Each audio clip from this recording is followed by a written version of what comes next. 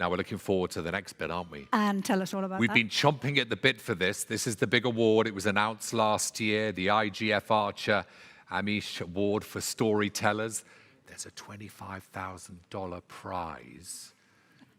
That some lucky winner is going to get. That the lucky winner's going to get, who we're going to announce. There's a big interview or two taking place in the next half an hour. So stay with us. Thanks, Nisha. You're leaving the stage. And just to give you a little taste, a soupçon of the award and the two authors who have put their names to it, please watch this.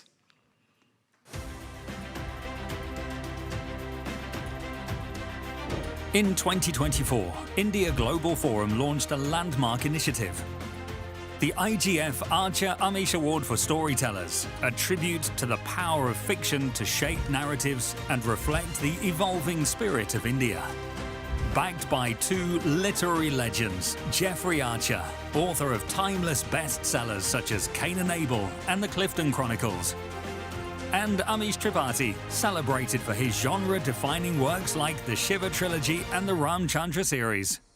This award recognizes writers who bring to life the complexity, dynamism, and diversity of modern India. The honor includes a $25,000 prize and a spotlight in IGF's global media studio, positioning Indian fiction on the world stage, where it belongs.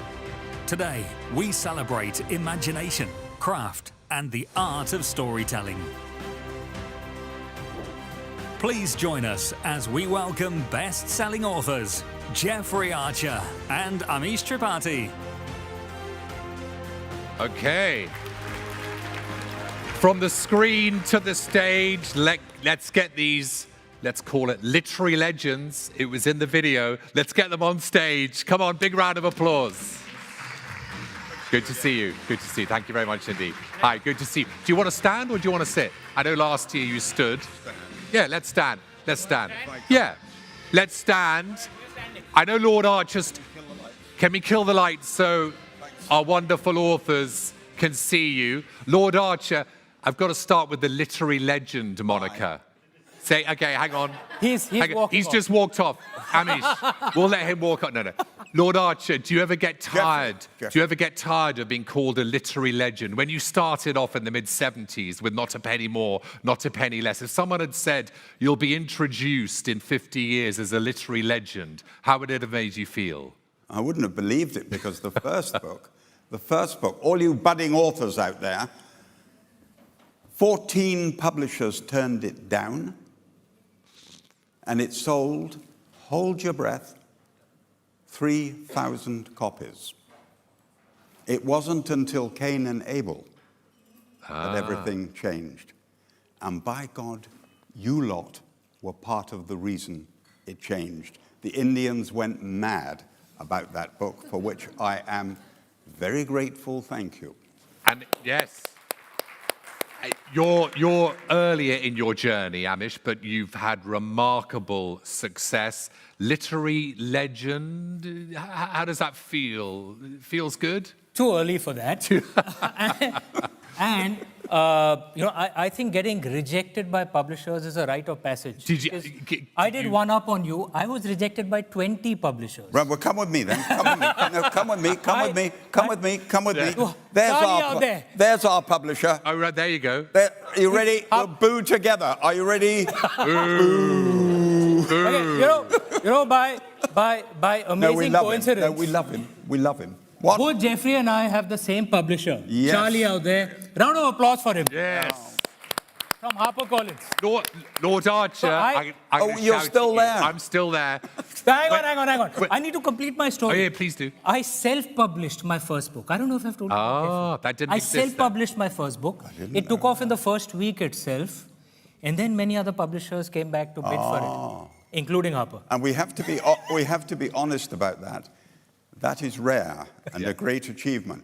He did that because the book was good. There's hundreds of self-published books. Because how do people get to see it? I mean, just because you self-publish it on Lulu or one of these sites, how did you get, and how did you?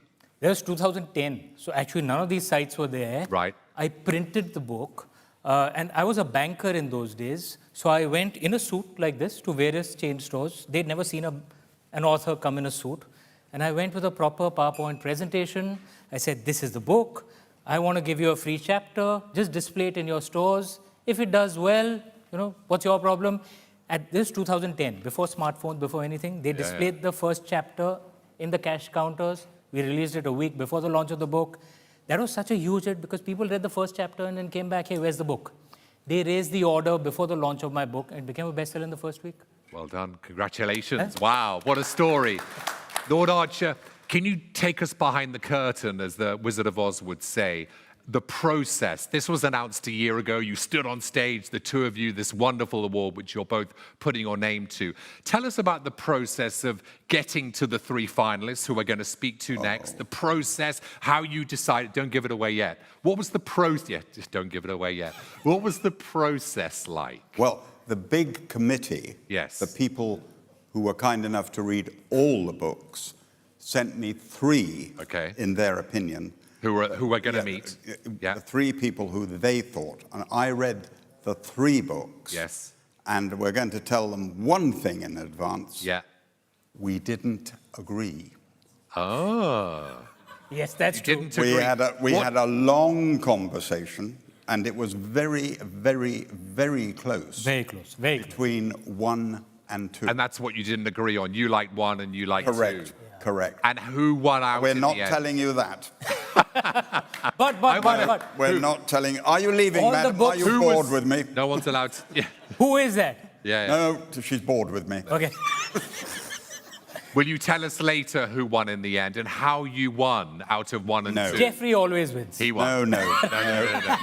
But actually, it was close. No. Was it close? It was very, very close. On that, I agree with Jeffrey. Actually, because we were judging from the perspective of storytelling. Yes. And they're very different stories. Yeah. Right. And an author's ability to grab your attention and force you to turn the page. And actually, all of them did. All those three books. All three did, but two... Just keep reading. And I'm glad you brought up storytelling, because it's such a key component. Many other literary prizes award literature. Not many others, most of them. I'm glad you said that. Most of them reward literature. This one, as we say, rewards storytelling, which we're all about. Lord Archer, what's the difference? Why is this award important enough to put both your names on it? Well, I think one of the problems, writers have is that storytellers don't win awards. But if you look at, I challenge you in this room. Could I have some water? Yes. If I challenge you in this room, if you were to name the last 10 Nobel Prize winners, how many of them you'd actually heard of, and how many you'd actually read. It's the storytellers that people read. But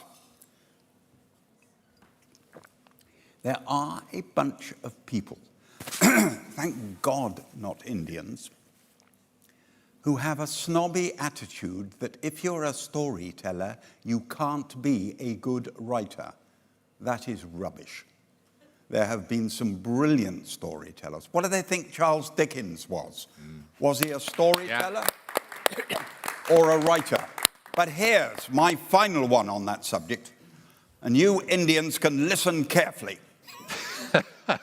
The greatest writer that's ever lived was William Shakespeare.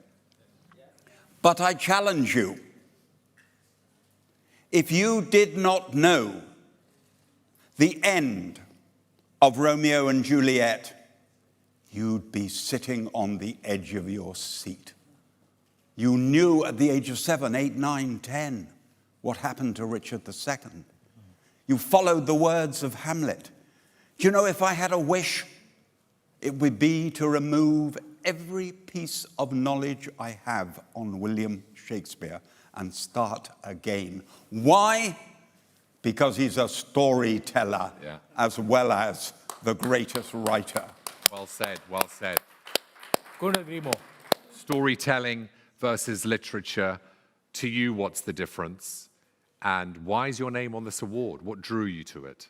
Look, I think one of the ways to look at what a storyteller does is the ability to grab attention and not let it go. I think it was Steve Jobs who said that perhaps the most powerful job in the world is that of a storyteller. And if you think about it, it's not just authors who are storytellers. There are leaders who are great storytellers. There are managers who are great storytellers. You have to be. Because it's the ability to grab attention and then communicate what you need to communicate. So this is, in effect, actually a critical skill. The ability to tell a good story, to make sure that your attention does not waver. And it's something I completely agree with Jeffrey, it's not recognized enough. Yeah. And it's a rare skill. Stories connect, don't they? Absolutely. Yeah. It must be recognized. And we are so proud that $25,000, thanks to Manoj for making this happen. It's actually among the biggest literary prizes in the world, and a fantastic way to recognize storytelling. Can we talk about applause for Manoj? Yeah, Manoj. He made it happen. And House of Abhinandan Lodha, who's sponsoring it. Can we talk about the money? My mother always said, don't talk about money, but let's be vulgar. Let's talk about the $25,000. Lord Archer. I agree with your mother. Yeah, she's right. Yeah. Lord Archer, if I may ask you, I think it's out there in the common knowledge that in the mid-70s, when you wrote Not a Penny More, Not a Penny Less, you were facing bankruptcy. Correct. So 25 grand would have been a a joy. I got 3,000 advance on my first book. 25,000. What would that have done? Whoa. What would that have done? It would have had to go to the tax man because I was in debt. Tell us, both of you, why this is so significant. It's a huge amount for an award, an Indian award. What's the significance of this? The average person in Britain, writer in Britain, earns 17,100. So for someone to suddenly get 25,000, it means they can try the next book. Yeah. It allows them to take 6 months off and do the next book. It's a big deal. Do you think Manoj should have made it pounds rather than dollars? The dollar's a bit weak right now, isn't it? Manoj, I don't know. I mean, just talk to Lodha. I mean, I would have gone for the pounds. I'm not taking the dollars. 25,000 to you. And you were a banker before, so money was coming out of your ears. But 20... Your mother would be your mother would be embarrassed of you. Yes, she would. No. What would it have meant to you, the significance of that, if you had won a literary award, a storytelling award? I think more than the money, and the money is of course significant. For them, the nominees are here. I'm hoping it would be significant, but more than that, the fact that this award will give them the publicity that they need. The fact that in effect Jeffrey and I are promoting that book. I think it can be a huge boost. What the author does with that is, of course, up to them. I mean, if the second book also does well, they can build a career out of it. And what we're hoping for, because this is going to be an annual feature, over many years, we'll encourage more and more storytellers. Did you hear him? And make publishing a better... Over many years. I'm 85! You're here. You're not going anywhere. I'm not letting you go anywhere. No. You'll be here. You'll be here next year. I'm waiting for your next book. What? Yeah. I know there's one coming on September, but you need to write that new idea. What's the next book? Which you said is better than Kane and Abel as well. I got you there. My publisher has ordered me not to talk about my final book. Charlie, I've spoken about it already. Can you give us anything? No, can you give us anything? The last of the William Warwicks is coming out on September the 24th. Okay. But I'm then involved in a venture that Amish was told privately, but Indians never understand the word private. There is no privacy. This is your final book. That I will be writing my final book. Any clue as to what? No. Nothing. Except a little clue. I got the idea 6 years ago. Okay. And I genuinely believe the idea is bigger than Kane and Abel. Wow. Which is your big... I'm waiting for it. Which, by the way, in case you didn't know, is the biggest... It's his biggest book. He's had many hits, but Kane and Abel is... It's the beast, isn't it? It's on its still... 134th reprint. Whoa. Wow. Did you ever imagine... Because when people say it's sold 47 million, it's been read by 100 million people, they're figures people can't understand. But 132nd reprint, they can understand. Let's do a quick fire round. Favorite book? Kane and Abel in fiction. Favorite book? Gosh, just one. Yeah. A Tale of Two Cities. That's a good book. I think it's a work of genius. But Why is that for those of you who haven't heard, hands up, we're going to have a little competition. Pay attention. Those of you who haven't heard of Stefan Zweig, hands up. Oh no, it's the Indians. They know they're educated. Beware of Pity by Stefan Zweig is a masterpiece. Allow me to do Please do. the first paragraph. When I came into the room, he was sitting on the other side of the table. Of course, like every one of my countrymen, I wanted to meet him, but sadly had been placed not within speaking distance. And as I left to go home and got my coat, he came up and stood by my side. "May I be allowed to walk home with you?" he said. I said, "What an honor." "Of course, sir. You know my story. Everyone knows your story. You're a national hero." Then it's time I told someone the truth. That, by the way, is genius. Wow. Stefan Zweig. Stefan Zweig, Beware of Pity. I wish I'd written it. I was gonna say the book you wish you'd written. No, if I love a book, I another don't think, one. I don't wish Give me I a did. book you wish you'd written. That when you read it, you're just jealous. You should never be jealous, but Okay. I know, You're no, right. it's a fair comment. Yes. It's a fair comment. I much enjoyed, if you're talking recently, Yes. rather than picking the greats, I much enjoyed Gentleman in Moscow by Amor Towles. I thought that was really a page-turner. Yeah. I actually read more non-fiction than fiction. Okay. So there are two books I'm reading together. There's this thinker called Ray Kurzweil, who's been listed as among the top 20 most brilliant thinkers of the US in the last 200 years. So there are two books, Singularity is Near and Singularity is Nearer. Right. I'm reading both of them. Much of what is actually happening in the world today in terms of tech, AI, he predicted it 20 years ago in Singularity is Near. And fascinating thinker.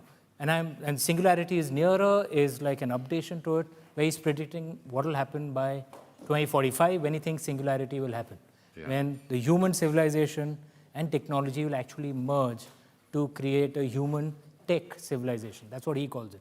He doesn't think Terminator will take over. He thinks actually it'll merge. Fascinating. If you guys are in interested, a balanced and peaceful way, it may not necessarily be balanced. right? But if you want to know what's going to happen to us, read that that. book, because it's going to impact everyone. AI is going to impact all of us. There is no escaping it. Lord Archer, what makes a story truly unforgettable? The characters. Every single time. If you don't love someone by page 10, and you don't dislike someone by page 10, you won't bother with page 11. Is it page 10 or even 5 or 4? Why do you say page 10? Well, I confess that currently I read to page 30 before I make the decision. Is that your sort of rule? Put it down. Yeah.